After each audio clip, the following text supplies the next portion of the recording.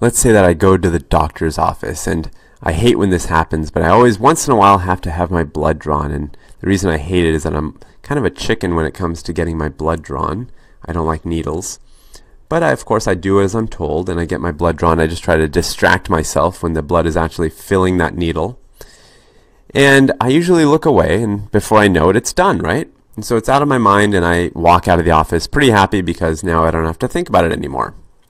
But here's what I want to do now is kind of follow the path that this blood takes and think about what happens next after they draw the blood.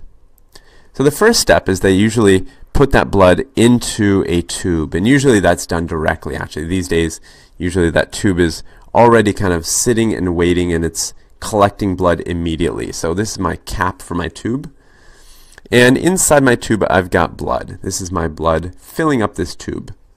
And this is kind of a special tube, and the thing to know about this tube is that on the walls of the tube is a chemical that basically prevents the blood from clotting.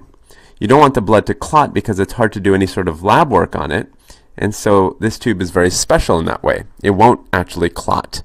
And so to make sure it's working properly, sometimes people kind of gently shake the tube up a little bit just to make sure that there's good mixing and so that the blood doesn't clot. Now from there, the blood goes over to the lab. So there's a machine in the lab that takes blood from me. This is my blood. But it also takes blood from other people. Let's say a few other patients in the hospital that day or in the clinic. And all of our blood is kind of labeled and put into this machine. And what the machine does is it spins. It basically spins really quickly. So all these tubes, they're attached. They don't fly away. But they basically spin as well. And if all these tubes are spinning, then what it creates is a force. Call it the centrifugal force. And so this process is called centrifugation. Let me write it out here. Centrifugation. And the machine is called a centrifuge. So it's basically going to spin really quickly, kind of, let's say, in one direction or the other. And as a result, what happens is that the blood starts separating out, and the heavy parts of blood kind of go to the tip of the tube, and the less dense part of blood actually rises towards the lid.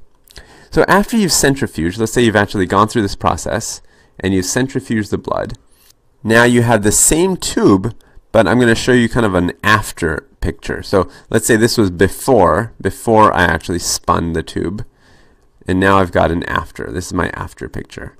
So after I spin the tube, what does it look like? Let me draw the tube, and the biggest kind of key difference here is that instead of having one similar looking kind of homogeneous liquid like we have before, now it actually starts looking really different. You've got 3 different layers. In fact, I'm going to draw all 3 layers for you. So this is the first layer, and this is the most impressive layer. The largest volume of our blood is going to be in this top layer. So remember, this is the least dense, right? It's not very dense, and that's why it stayed near the lid. And it's actually going to make up about 55% of our total volume. And we call it plasma. So if you've ever heard that word plasma, now you know what it means. And so if I was to take a drop of this stuff, let's say I took a little drop of this plasma, and I wanted to take a good hard look at what was in my drop. 90% of plasma is going to be nothing more than water.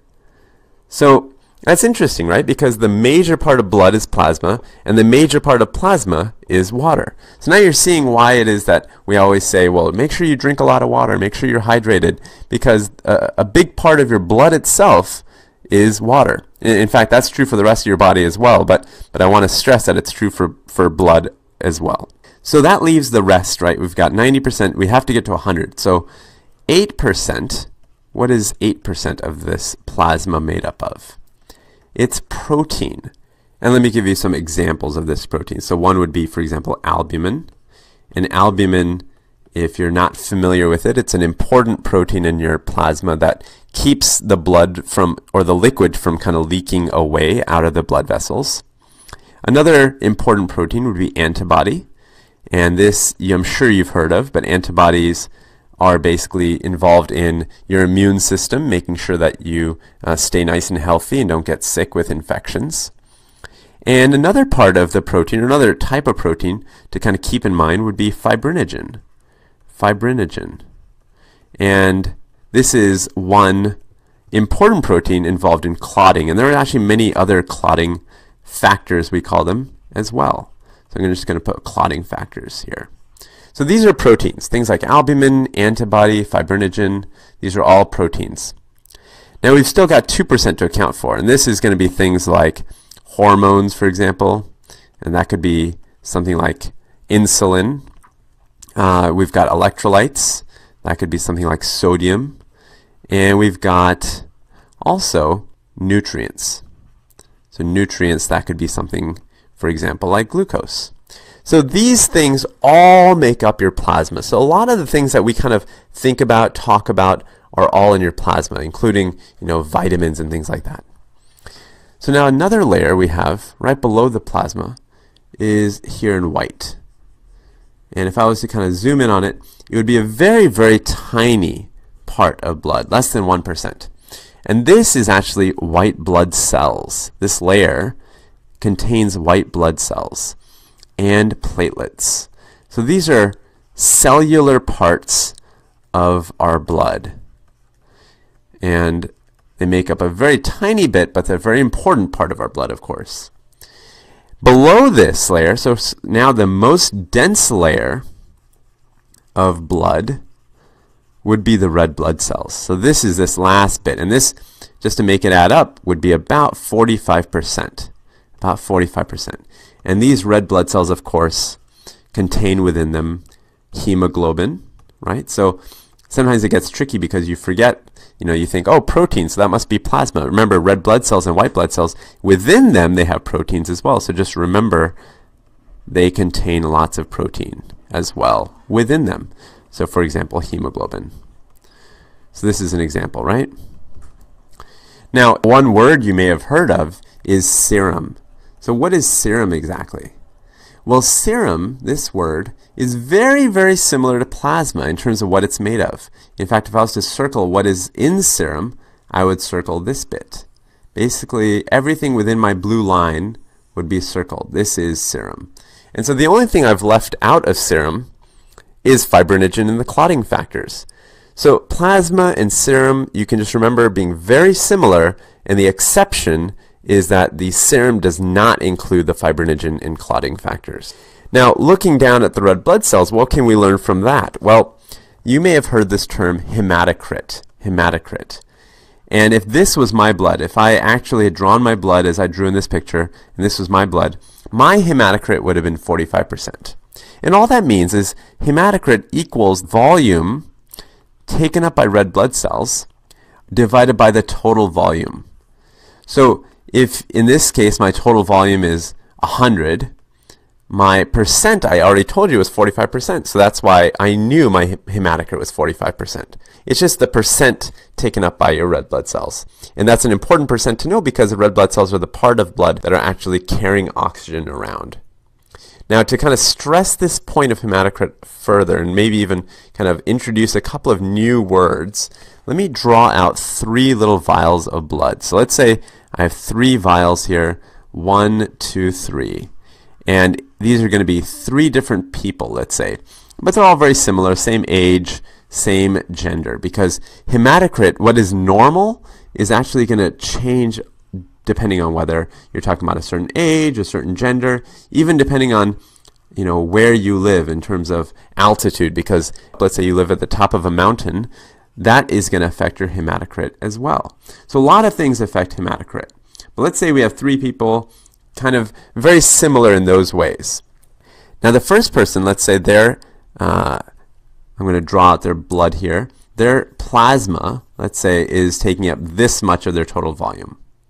The second person, their plasma is taking up this much of their total volume. And the third person, their plasma is taking up, let's say, a lot of their total volume. Let's say all the way down to here. So you've spun all 3, and this is what you've gotten. Of course, all 3 still have white blood cells. Got to draw that in. And they have platelets. Of course, that's this tiny little layer, less than 1% we said.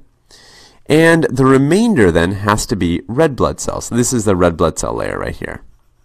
This is the red blood cell layer. And it's really large here for this second individual. And this third individual it's actually kind of on the smaller side. Not too much of the volume is taken up by red blood cells. So here, if I was to kind of go through and label these folks, I would say, well, this first person is what I would call normal. This second person has a lot of red blood cells. It's so predominant. This is a very high percentage, right? I know this is taking up a high amount, right, of the total volume. So this person has what I would call polycythemia. Polycythemia. It's just a medical word to say that the volume of red blood cells over the total volume is very high, or you could say their hematocrit is very high. And this person, this third person, has a very low amount of red blood cell volume relative to the total volume. This is actually pretty low. And so this person, I would say, has anemia. So if you've ever heard these terms, anemia, or I'm anemic, sometimes people say, or even the word polycythemia, now you know it's just referring to what volume of their blood is taken up by red blood cells.